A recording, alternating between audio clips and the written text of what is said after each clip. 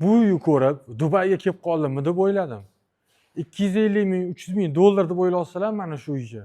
Yo'q, bu uyimizning startli narxi 189 ming. Lokatsiyasi videoning oxirida.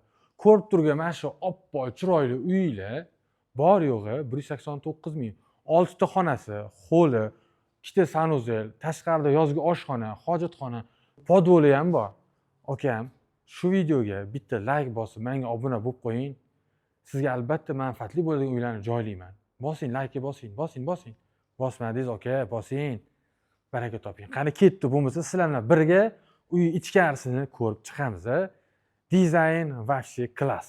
Kelishimiz bilan mana bu yoqqa joy qilib qo'yishgan, o'tirib choy ichadigan, mehmon kutadigan qilib. Bu yoqda mana mebellari. Xo'p, o'ng qo'lga o'tar ekanmiz, bu yerda bitta xonamiz keladi. Bu oshxona, ayollarimiz uchun maxsus mebel texnikalar qoladi. Qaranglar qanaqa chiroyli qilib qo'ygan, bagati qilib. Xo'p, keyingi xonaga o'tamiz. Bu yoqda mana общий sanuzel.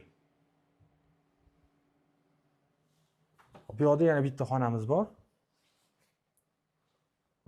Yosh kattalar uchun xona qilib qo'ysa ham bo'ladi, birinchi etajda.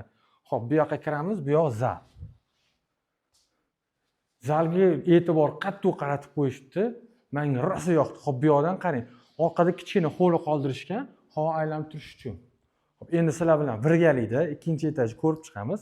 Ko'rdinglar, pastda ikkita xona bor. Xo'p, bu yoqdan podolga tushiladi. Podol ham katta, yaxlit yerto'la qilingan. Endi tepaga chiqamiz. Tepaga chiqib kelar ekanmiz. O'ng qo'lda mana birinchi xonamiz keladi. Bu xonadan balkonga chiqsak ham bo'ladi mana.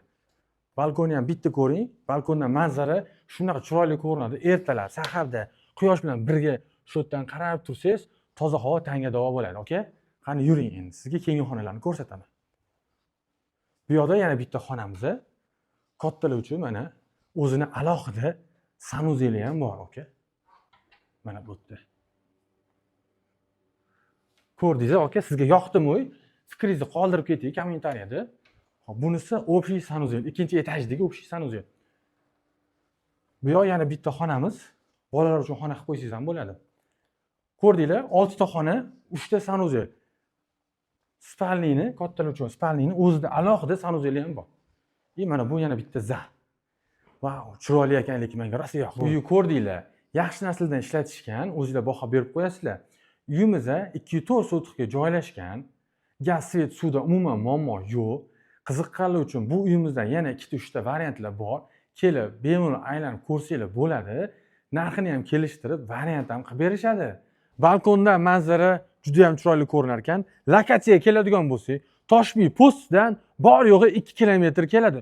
Ko'ksaroy mahallada. Shundoqqina birinchi liniya bo'lsa, ikkinchi liniyada joylashgan uyimiz. Men pastda egalar nomerini qoldiraman. Qiziqqanlar bo'lsa, telefon qilaverasizlar.